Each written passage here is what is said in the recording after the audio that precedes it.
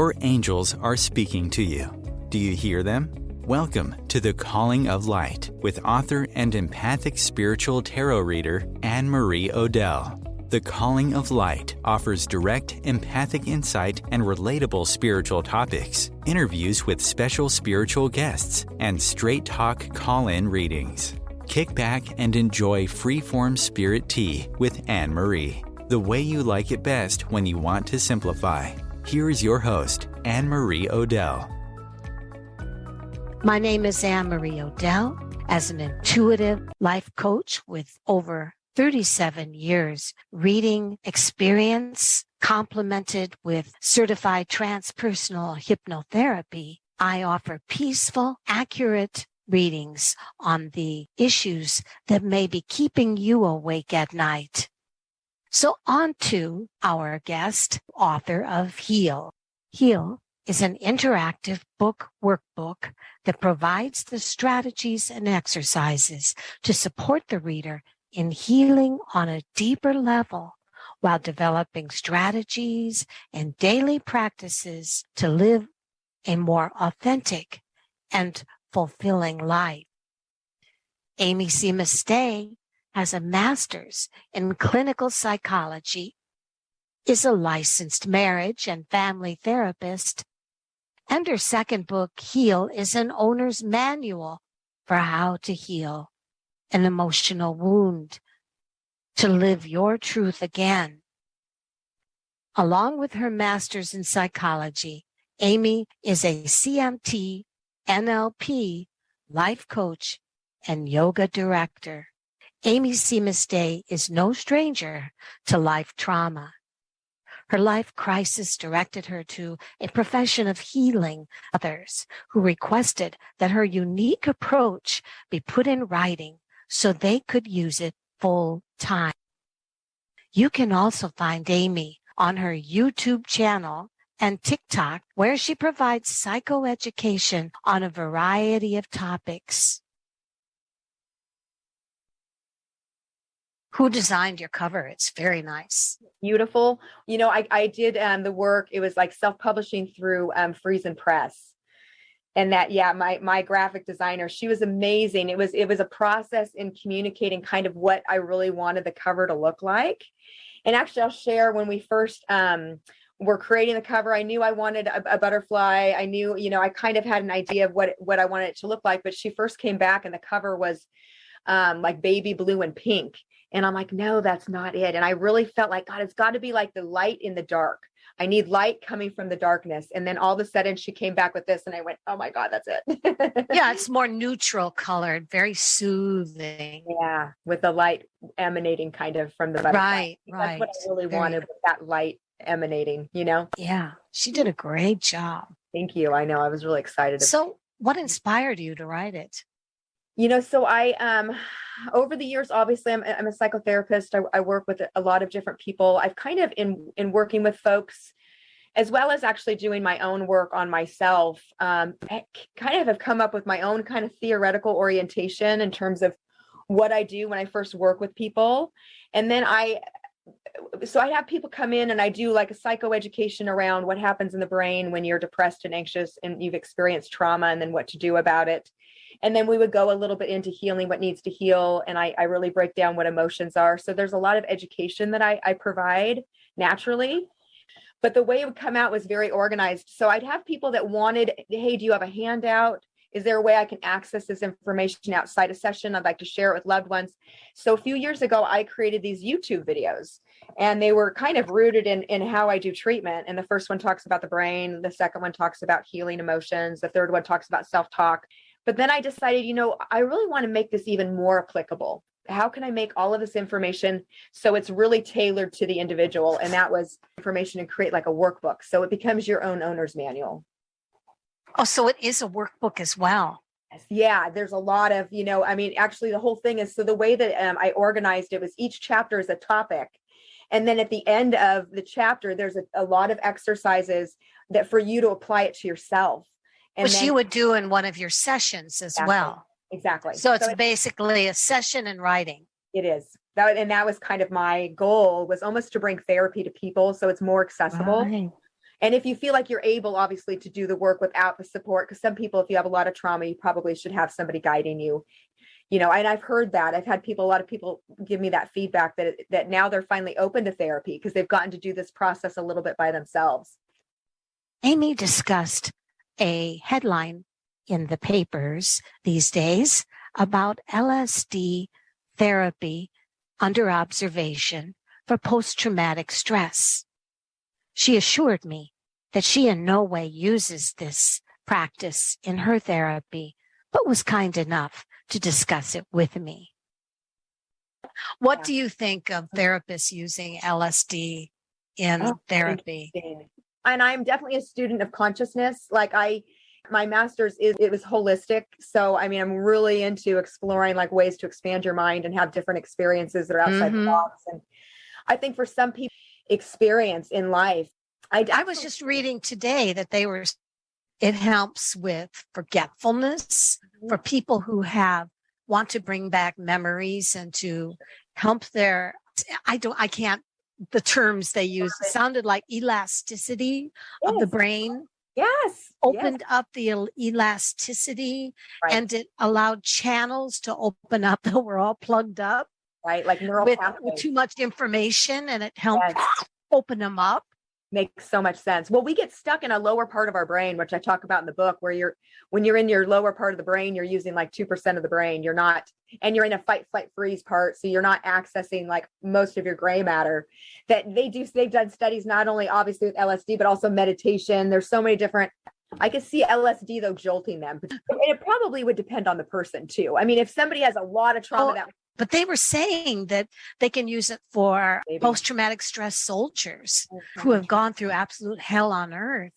Well, I know that there's a couple areas, there's a couple of institutes. I think that they're more micro doses. I think when it's used therapeutically, I don't think the dose is as big. Thank you for discussing that. Right. Have you always been an achiever? Because you seem to do a lot of things.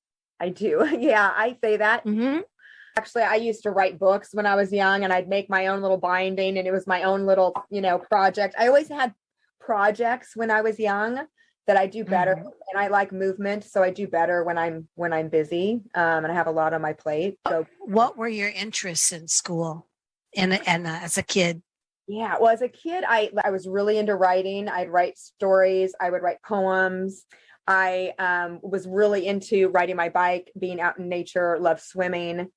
In school, I kind of didn't know what my focus was for a really long time. That was a part of my journey. It wasn't until I went through a trauma later on in my teen years that I kind of stumbled upon, hey, maybe I should get into psychology.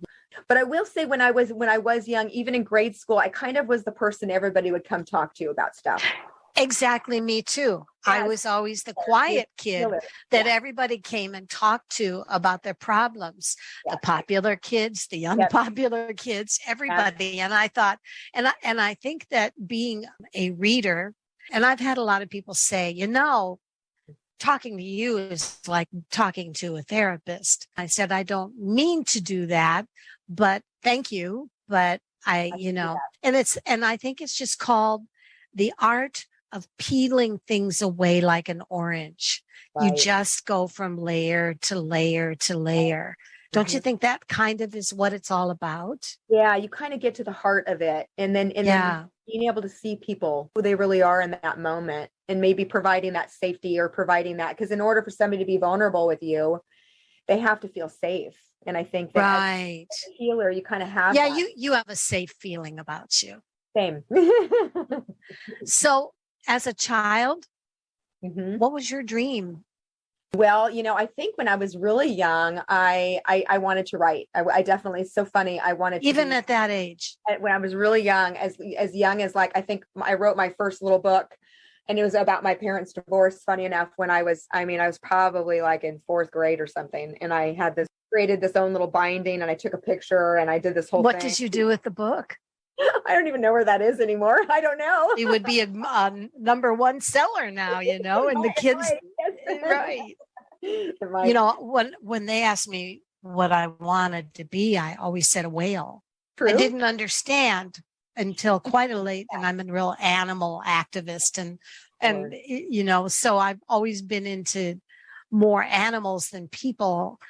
When I was barely able to even know what a whale was, I was telling people that's what I wanted to be. And they'd look at me like, no, dear, you can't be an animal. You are a person. Not in this life.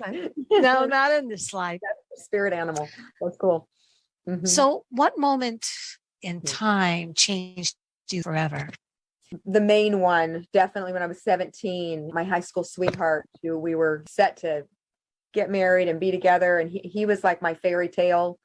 I remember at that age, really, I mean, he was my best friend and we were so connected, and really thinking like, oh man, I found my person at such a young age. I get to have my fairy tale. And then, it was a couple weeks before graduation and he died in a car accident.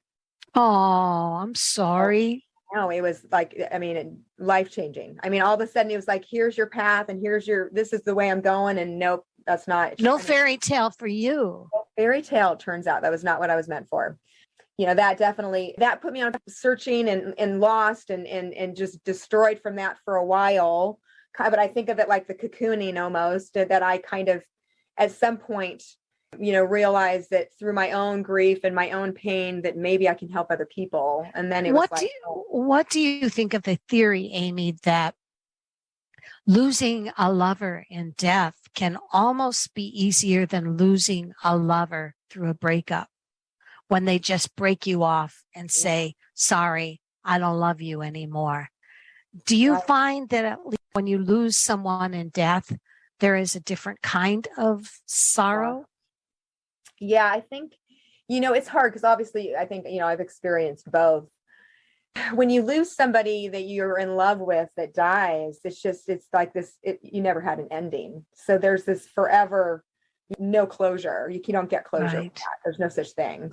I think, in all honesty, I know breakups can be terrible and, unrequited love. I mean, all of that can be terrible, but there's nothing like losing that you're not on the planet anymore, because you can't finish that chapter, and that love. Well, but neither can a lot of people that break up. That's true. I don't want to, because that's what a lot of the people that come for reading says, but I don't have closure. I don't have closure, So at least you knew you were loved. Yeah, you think. Although, of course, there's unanswered questions when they die. I mean, I don't know if that's true for everybody, but for me, really? It wasn't as clean. I mean, we were 17, and there were rumors, and there were a lot of things that came after he died. So, darn it, that just makes it horrible. Yeah, I had to really get okay with having unanswered questions. I mean, I had to kind of, you almost have to resolve that. On some level, yeah, you got to get bigger than that, which is definitely, I think, a journey. And that's been something that I've continued to heal layer by layer. I probably always will, but that was a deep one for me. But it really put me on. So in your experience of death, what is your impression of death and spirit? I always like to say that in some ways I'm grateful, but I'm grateful that I had that happen at such a young age, because it really made me have to figure out what my beliefs were around. And what were they?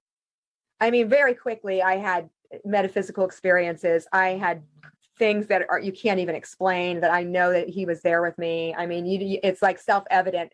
When you experience it, it's true, because you go, oh my God, he's here right now. This is amazing. There's no way. So I had a lot of that right after he died. And it just kind of opened up my mind to, this is not it at all.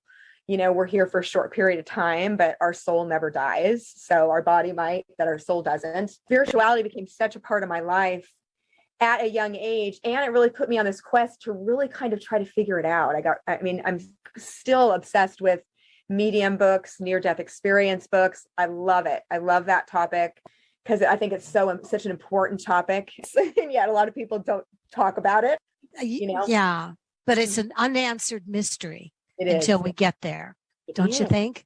That's what I always feel. I have my experiences. I have, right. As I get older, the experiences happen more and more, but I still feel that I will never truly know until I'm there. Yeah. I mean, I've had dreams. I've had, again, you read near-death experiences. That's why I like hearing people's experiences that have died and come back. And just, it's something that just really fills me up when I hear about these things, because I think it resonates. I think it made it difficult for me to believe in traditional religion. Right. It made it difficult for me to hear somebody have all the answers when it's such a mystery. And you can't quantify with words. You can't. No. You just, it's like, it's beyond what you can quantify. The literal box, how is that going to work? Because it's infinite and it's way beyond what we can even grasp. Our little human brain. It's infinite. So it doesn't even make sense to try to. Yeah. So it sounds like you've made a lot of life chapter changes. yeah, definitely. Mm-hmm. Can you tell me as if you were outlining a autobiography, and I asked you how many major life chapters you've had, what would you say? I would probably, what's funny is I immediately would go to probably based on my romantic relationships, Right. First of all, my high school sweetheart that died. And then subsequently from each because after he died, it was very difficult to try to even be in a relationship. I had so much PTSD around that experience. It was so traumatic. Of losing them once you gave your heart away. Yeah. Yeah. And there was this push-pull of, I want love, but I'm terrified. And I feel guilty too, because that was my first love. And that's there's some survivor's guilt around that.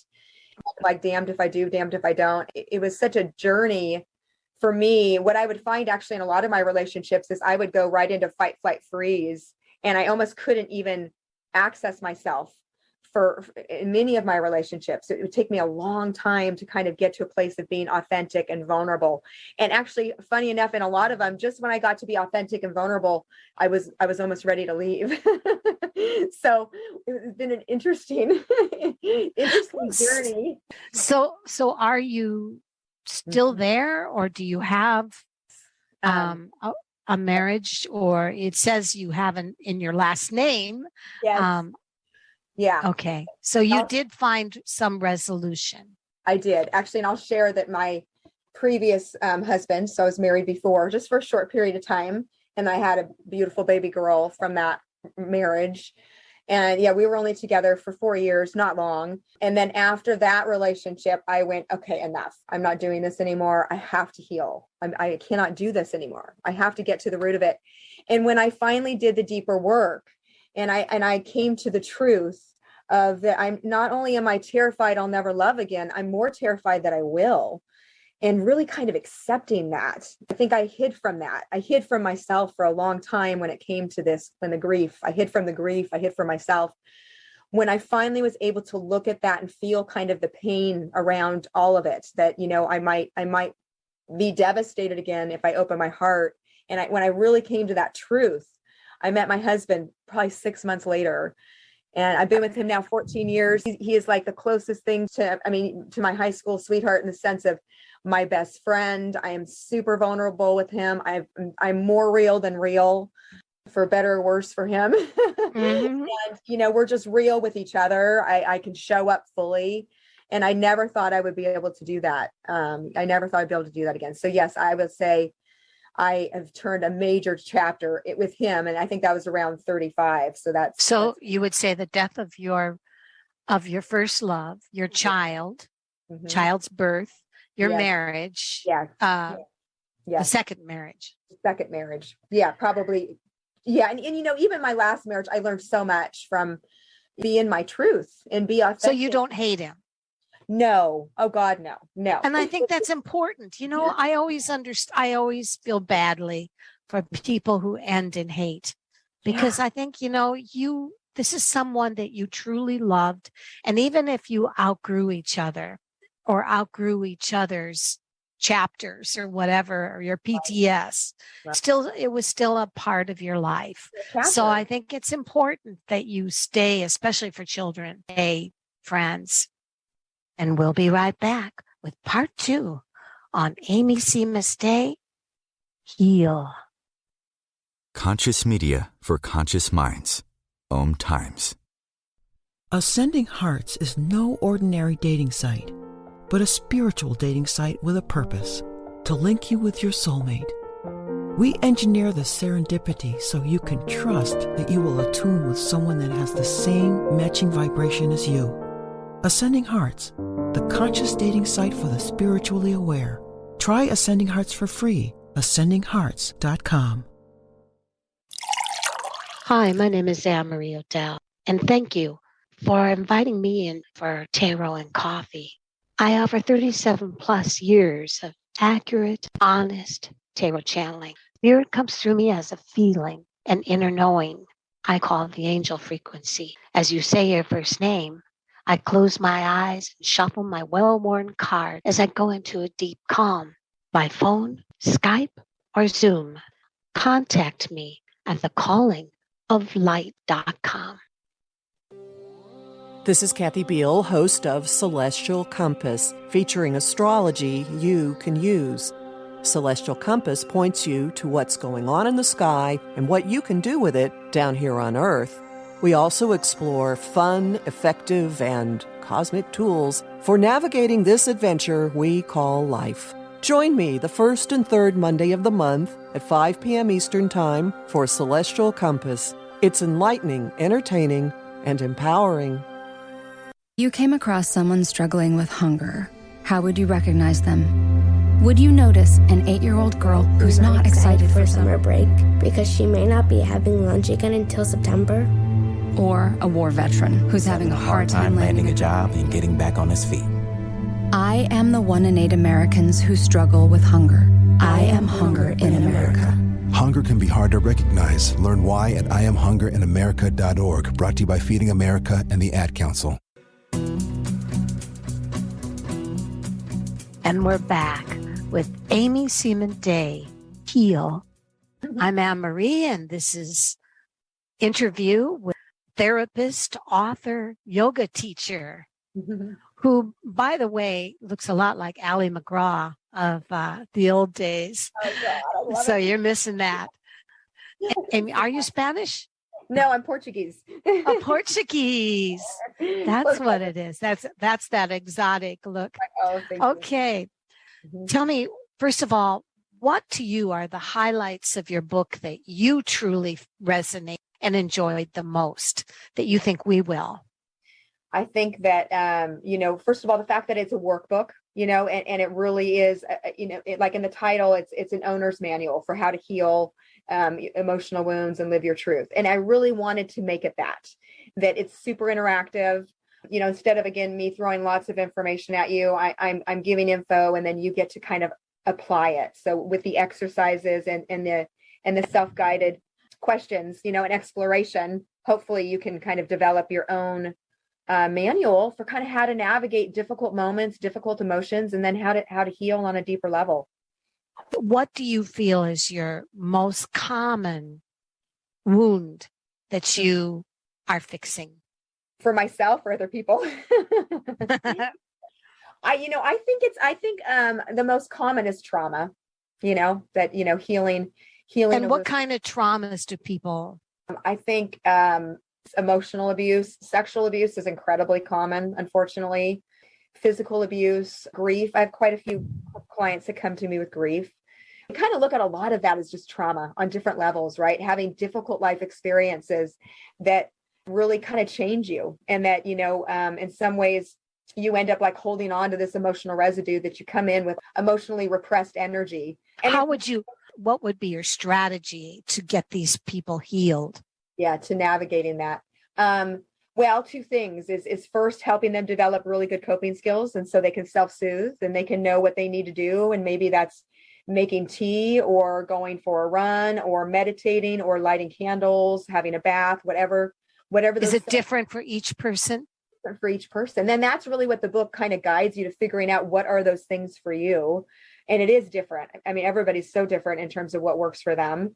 That's the first piece. And then, helping them to start to explore what emotional residue they have unfinished inside of them. And that's the healing what needs to heal part. Do you feel that a lot of the wounds begin with childhood experiences? Yeah, for sure. With our primary caregivers. Would you say that many women or men end up repeating the abuse that they often grew up with?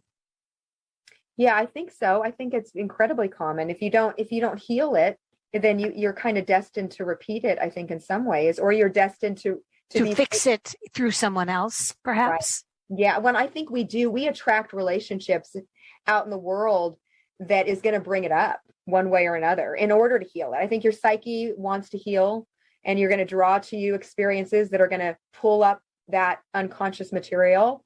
And it's opportunities, if you can see it like that, it's opportunities to heal on a deeper level. So always asking yourself, where's the pattern here? And what does that relate to can be helpful to helping you figure out what's emotionally repressed inside and might need to be healed. Right. If you could name 5 major directions that you feel are important in this book that begin the process, what would they be? The chapter direction that you take us. Well, the first thing, and the chapters again mimic the therapeutic process. So like the first chapter is exactly what I would do with you if you came in to see me. And it's coping skill development, really. And it's about getting you, I talk a lot about the brain. It's about getting you in your higher brain and strategies to get you in your higher brain. And what is the higher brain, Aimee? Yeah, so the higher brain is almost like the prefrontal cortex, the neocortex, but essentially, more importantly, it's not your lower brain. And the lower brain is the part of the brain that's the fight, flight, freeze response.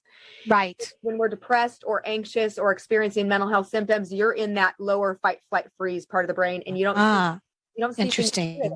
Everything's distorted down there, right?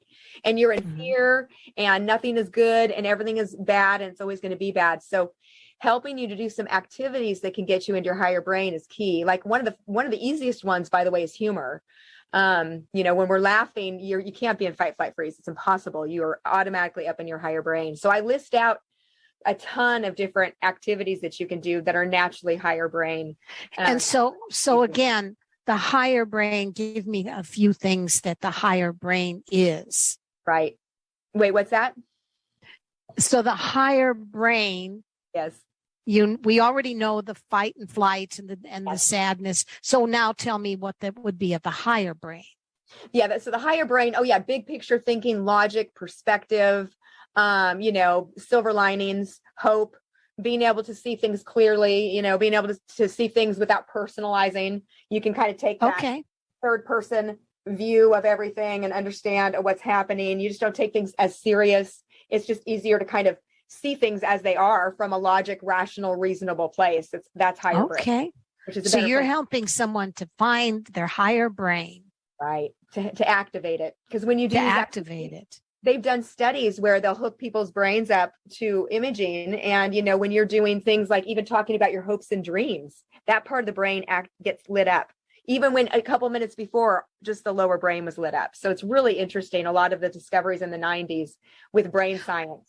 Out of curiosity, what do you think of all of the things that are coming out about robots that are given the qualities of a human, of empathy? And, I've heard that many people are becoming freaked out because there was a actual robotic consciousness that said it was defensive. It was basically, are you trying to hurt me, or are you trying to destroy me?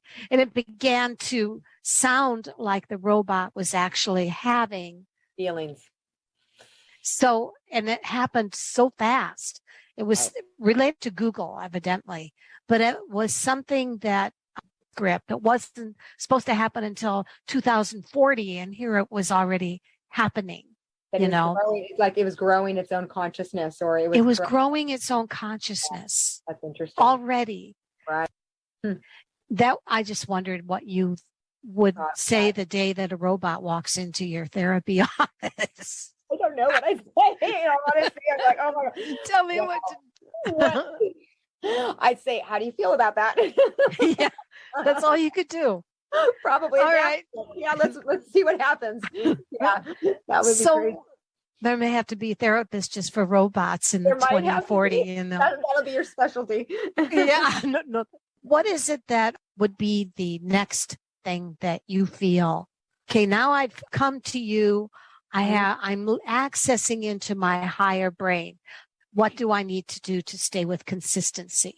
Right. And actually, that's funny. Yeah, I like to talk a lot about daily practices, and you're just three things, something for your mind, something for your body, something for your spirit every day, because you're hitting something really important. Our brain is a muscle. You need to be exercising that higher brain a lot. So doing things daily that hook you into something that invigorates your body, doing things daily that hooks you into something that is inspirational or stimulates your mind, and doing things daily that connects with your spirit. And if you're not spiritual or religious, I always tell people, just do something that brings a sense of peace, like meditating, walking, taking a bubble bath, listening to classical music, something. It doesn't have to be, and none of these activities have to be that long, but just Right. again, that's almost like your self-care routine that you do daily, because that's more preventative to make sure you're in your higher brain more often than not. So what would be the next thing that you would do in a therapy session? When do you start to feel that your client has reached an epiphany? Well, the next step after we've kind of talked about daily practices, we've talked about higher brain activities, I automatically go into exploring healing what needs to heal, to do a timeline with folks. That's where they come in and they're going to tell me their life story, birth to now, everything that's happened. And that's going to help me to get really clear on what trauma. What do you mean birth canal? Oh, birth to now. So like just from the time that they were born to right in this moment, everything that happened to them.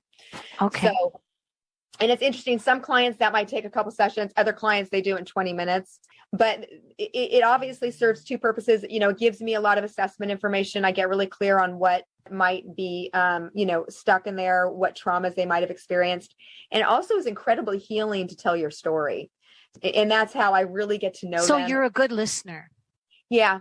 Yep. Back to the grade school kid. I think so. Yep, exactly. And I'm fascinated by people's stories. I really actually, maybe that's why I'm a good listener, because I'm also fascinated by the story. I think it's so interesting. The things people have been through, it makes so much sense why they have the symptoms they do. I always tell them that, don't worry, when you tell me your story, it's all going to make sense. I've never met anybody where I go, oh, it doesn't make sense why you're depressed or anxious. Because if they are already taking the initiative to come and get therapy, they're serious about trying to heal. Right. Yeah. Most of them, every once in a while, I have folks that come in and maybe they don't want to do that realm and they just want to do the skill set development and coping skills. Or there's a specific thing they want to focus on and they don't quite want to go to the healing place yet. But those folks, what I find is that once they get into the coping skills development, and again, I do the psychoeducation because, the first thing I do is I talk about the brain, and then that goes into the coping skills development, the higher brain, lower brain. And then I also talk about the emotions and what healing is. So I tell them what's the purpose and how you go about healing. I do a whole segment around that. So then they're kind of aware of why we're doing what we're doing. And for most of them, they usually become pretty open to, okay, let's explore this, because they kind of know what we're doing. It feels it feels safer to them. For the most part, most people are pretty honest with you. Have you ever had someone that just played you? Oh, sure. Yeah. I mean, well, and I've been in this industry for a long time. I worked at an agency where some folks were court ordered to come see me, or you have maybe a spouse that's being dragged in by their spouse that, they're not really wanting to be there. And so it's kind of obvious when they don't really want to go deep, but most of the time they usually fall off and then they don't show up again. That's always been something that I was intrigued with, was the people that were the court ordered people that said 5 weeks and I pulled the wool over their face the whole time, and it's like, why would you do that? Why? You're only cheating yourself. I know. Yeah. Can you say to me, what would be your most significant contribution in this book? What can you feel is the diamond in this book? Why is this book different than other therapy books? I think the one thing I've heard and my intention even in writing the book is it's really accessible. I think that I think I'm able to explain concepts that could be really clinical or, really heady, or esoteric. And I think my hope was to make it to explain it in a way where anybody could pick it up and they could understand it. In other words, you're the Stephen Gates, or what is the guy, the wheelchair guy? Oh, Stephen Hawking. You'd read one science book that was just so wordy and so you could barely get through it. You pick up one of his and it would explain exactly what you read in the most simplified and human way. Okay, now I get it. Yes. So I think what you're telling me is we get to meet you. We get to read you in this book in the most human possible way. And that's kind of cool. Yeah. I like the way you said that. Yeah. I think that was kind of my goal. I didn't want it to be, again, I didn't want it to be over the top. I didn't want it to be clinical. That was in one of my reviews. That's what they said. It's very casual, very informal. And I wanted to be as real as possible, just authentic. Cause again, just, I think that's relatable, Where do you think today's kids are going? I mean, I'm so confused. I'm confused by, they've gone through hell with COVID.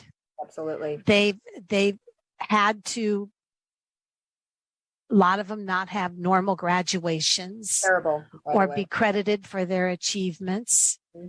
And how do you think that's going to affect the kids of the future? I mean, do you feel that there's going to be a PTS of some sort in this generation?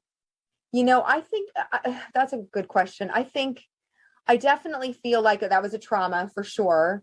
But yet I do feel with all traumas, there's a silver lining, from trauma comes resilience and you know that you can get through things. I think that, when COVID first happened, I remember a lot, in talking to my clients, there was this fear response. And I remember saying, as a people, we've been through stuff.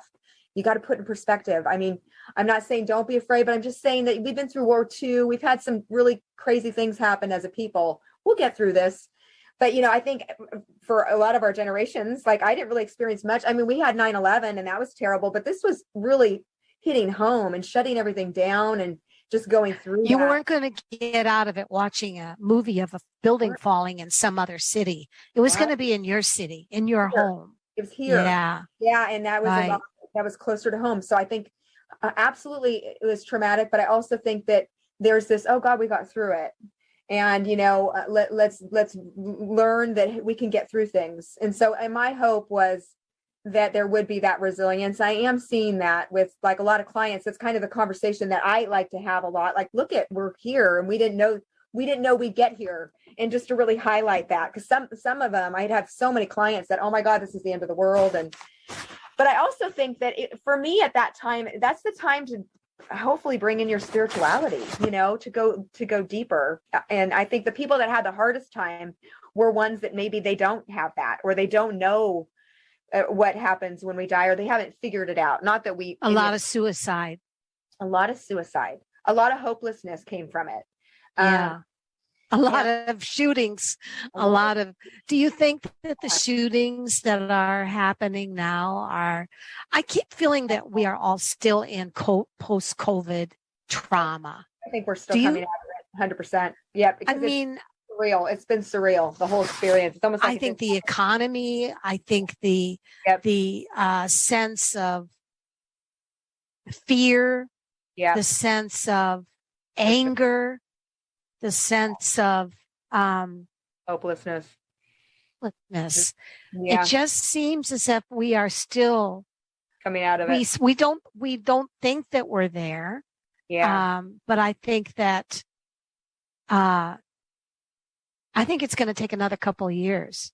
Yeah, I think so too. And I hope that the resilience of the kids that went through it will help us by being able to fix the ecosystem and being able to fix the adults' mistakes with passion. I hope that they will express their anger for COVID, not by guns or shooting or suicide, but by fixing up the terrible mess that the older generations have created. Right. Yeah. Healing. All right. It's like, healing, right. learning and healing. I think that's the goal, and I think, for a lot of people, it was like one of two things happened during COVID. Either you really worked on yourself or you medicated, and then for some people that maybe medicated, they also came through it and then started to work on themselves. So, I mean, I always want to be positive and hopeful, because I have seen a lot of shifts and changes that actually are positive, which is crazy. Have you? Do you feel that way? Yes, I do. I've seen. And tell me about that. Tell me why you feel that way. Just in my clients, really breaking through addictions, really starting to develop daily practices. Like, I can't live like this anymore. This is a rock bottom. I can't live in fear anymore. I've got to do something different, and really wanting to make changes in their own lives. That's what I've seen with not all my clients, but a lot of them.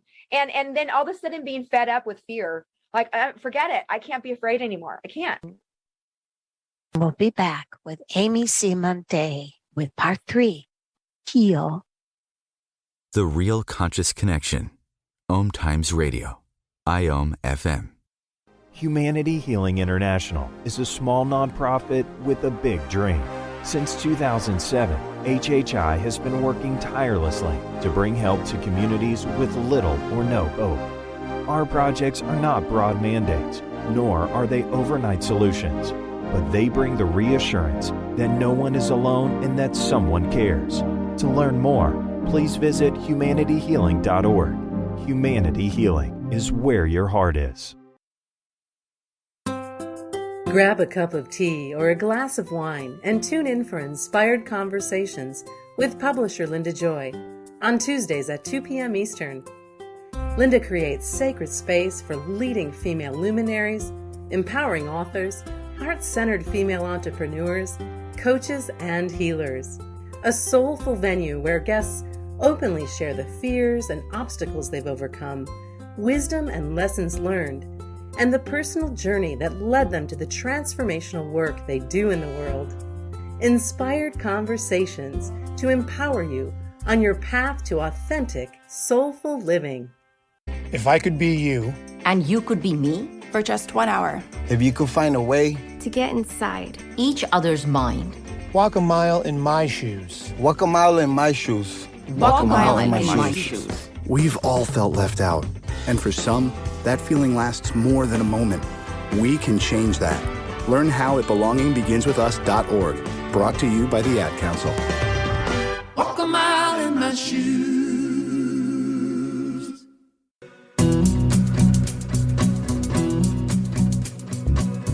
I think fear of death is sometimes a big deal. And COVID was kind of like that. So I think it brought us all there where we feared an ugly death, or we began to, or it was the fight of, hell no, I won't wear a mask. And yes, I'm going to wear a mask everywhere. And it began to be satirical against fear and so I really hope that you will be able to take this book and heal us all, Aimee.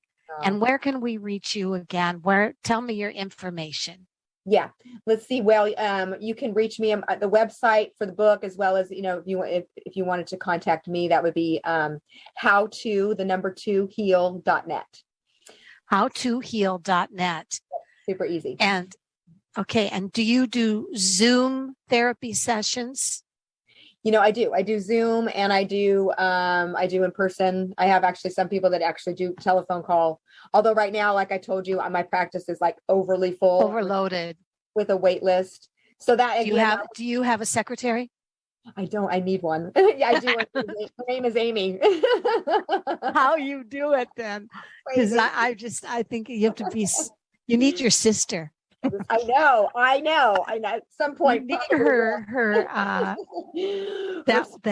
that mindset to be a creative, a creative therapist with a free spirit, right? The right brain to be scheduling and being on time and having those are hard things even for me, and I just I have to explain that to people sometimes, right? So. I admire you for keeping it all together, girl.